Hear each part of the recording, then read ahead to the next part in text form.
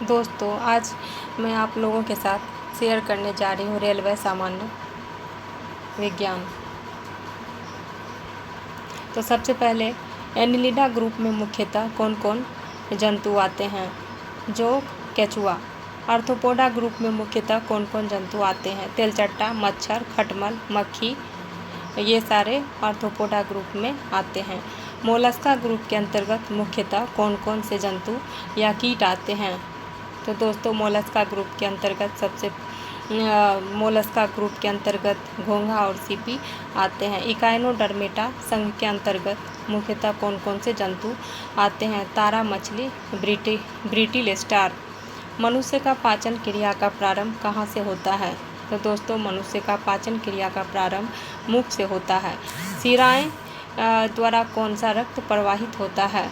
शिराएं द्वारा अशुद्ध रक्त प्रवाहित होता है, जबकि धमनी के द्वारा शुद्ध रक्त प्रवाहित होता है।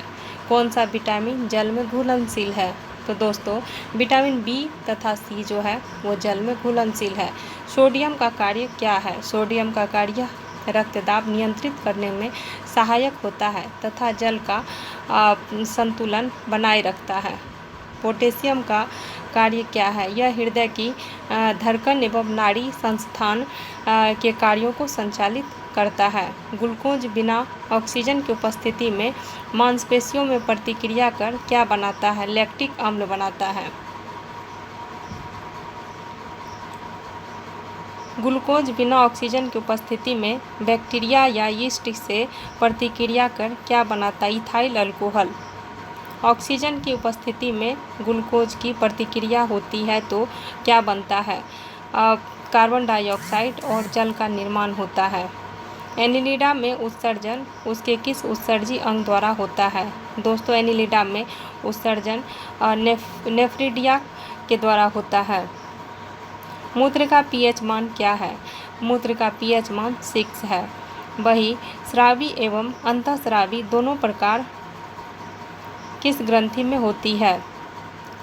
तो दोस्तों, बहिस्रावी एवं अंतःस्रावी जो है वो अग्नाशय ग्रंथि में होती है। पीयूष ग्रंथि या पिट्यूटरी ग्रंथि को किस अन्य नाम से जाना जाता है? तो दोस्तों, पीयूष ग्रंथि या पिट्यूटरी ग्रंथि को मास्टर ग्रंथि के नाम से भी जाना जाता है। स्प्रिंग को अपनी सामान्य लंबाई पर वापस लौटने के लिए लगने वाला बल क्या कहलाता है? तो स्प्रिंग को अपनी सामान्य लंबाई पर वापस लौटने के लिए लगने वाला बल प्रत्यायन बल कहलाता है। पौधों के लिए सबसे अच्छा उर्वरक कौन सा है? तो कंपोस्ट जो पौधों के लिए है सबसे अच्छा उर्वरक माना जाता है और है। पेट्रोलियम किस प्रकार की चट्टानों में पाया जाता है? तो दोस्तों, पेट्रोलियम अवसादी चट्टानों में पाया जाता है। गुब्बारों को उड़ाने के लिए काम में लाई जाने वाली गैस कौन सी है? तो दोस्तों, गुब्बारों को उड़ाने के लिए जो है उसमें हीलियम गैस भरा जाता है। डीडीटी का उपयोग किस रूप में किया जाता है? डीडीटी कीटनाशी के रूप में किया जाता है। इथेनॉल के अत्यधिक सेवन से कौन सा अंग प्रवाहित होता है? तो दोस्तों, इथेनॉल के अत्यधिक सेवन से यकृत जो है प्रभावित होता है। सभी अम्लों में अनिवार्य रूप से पाए जाने वाला पदार्थ क्या है? तो सभी अम्लों में अनिवार्य रूप से हाइड्रोजन पाया जाता है। आग लगने तथा फैलने की सबसे कम संभावना किस वस्त्र से होती है?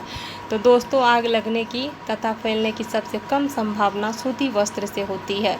लोहा का सबसे महत्वपूर्ण स्रोत कौन सा है? तो लोहा का सबसे महत्वपूर्ण स्रोत हरी सब्जियां हैं। गैसोलीन को सबसे किसके साथ मिश्रण करके गैसोहॉल बनाया जाता है? गैसोलीन को इथेनॉल अल्कोहल के साथ मिश्रण करके गैसोहॉल बनाया जाता है। तात्कालिक ऊर्जा के लिए धावकों को कौन सा पदार्थ दिया जाता है? तो ग्लूकोज।